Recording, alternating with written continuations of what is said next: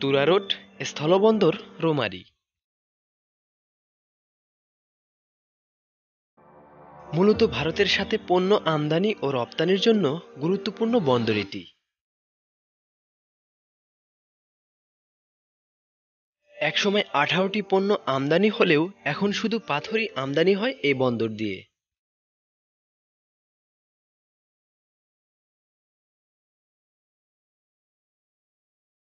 কিন্তু বর্তমানে এই স্থলবন্দর হয়ে উঠেছে সাধারণ মানুষের জন্য পর্যটন কেন্দ্র।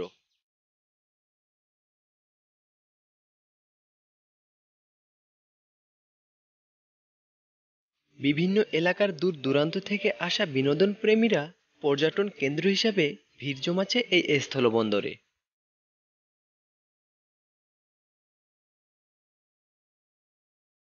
বিশেষ কোনো দিন আসলে এখানে এত মানুষের উপস্থিতি হয় যে যা দেখে অবাক হবেন আপনিও।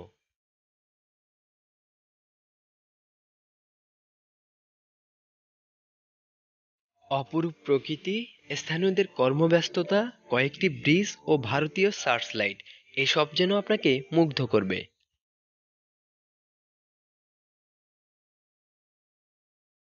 এই বন্দরের সড়ক ভারতের আসাম রাজ্যের সাথে সংযুক্ত।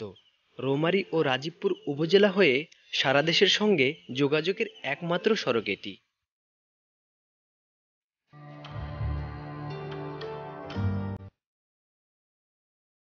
স্থলবন্দরের পাশেই রয়েছে দুটি রেস্টুরেন্ট, ক্যাফে রূপকথা ও ভজন বিলাস।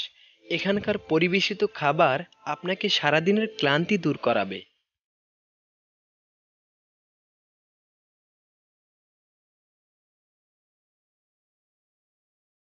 তুরারোড স্থলবন্দর জিরো পয়েন্ট রৌমারী শাপলা মোড় থেকে প্রায় 5 কিলোমিটার পূর্বে অবস্থিত।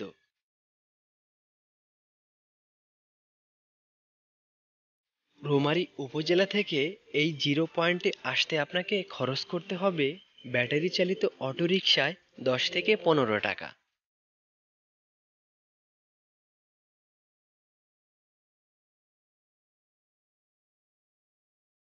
কুড়িগ্রাম 4, চিলমারী, রাজীবপুর ও রৌমারী উপজেলায় তেমন কোনো পর্যটন কেন্দ্র না থাকায় এই স্থলবন্দরই হয়ে উঠেছে পর্যটন কেন্দ্র।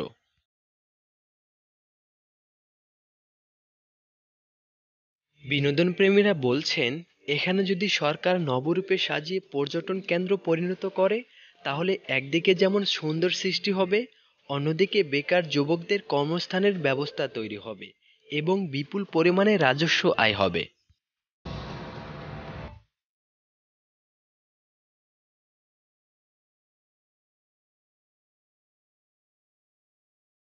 মোহাম্মদ আলামিন, রাজীবপুর নিউজ, চর রাজীবপুর, কুড়িগ্রাম।